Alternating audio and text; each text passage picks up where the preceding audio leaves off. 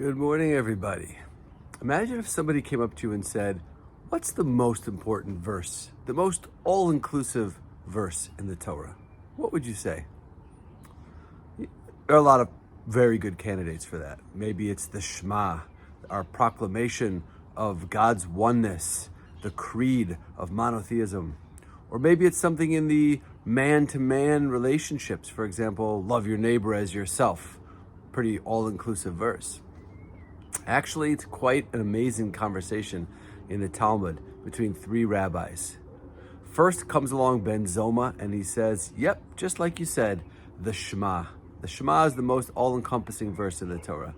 And another rabbi, Ben Nana, comes along and says, nope, the most important verse is love your neighbor as yourself. And then there's a third opinion, Shimon Ben Pazi.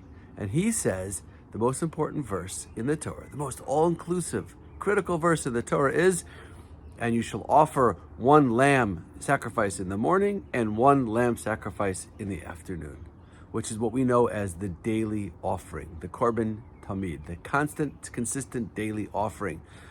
Every single day of the year, no matter what, if it's a holiday, if it's not a holiday, Yom Kippur, regular old weekday, same thing. One lamb in the morning, one lamb in the afternoon. What's so important about this verse? So the Maharal from Prague, one of the great commentators and mystics, tells us something very fascinating and not that mystical, but really, really important. Think about our relationships with the people that are most important to us, our spouse, our children, our dear friends. In those relationships, there are moments that are super exciting. Maybe a vacation that you take together, a romantic walk on the beach, something that's inspiring, something that's so powerful for the relationship. But is that what really builds the relationship?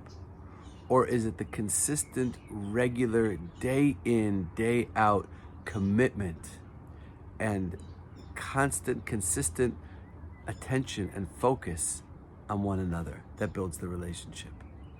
Obviously, it's the latter. And in our relationship with Hashem, it's exactly the same. We have awesome moments throughout the year.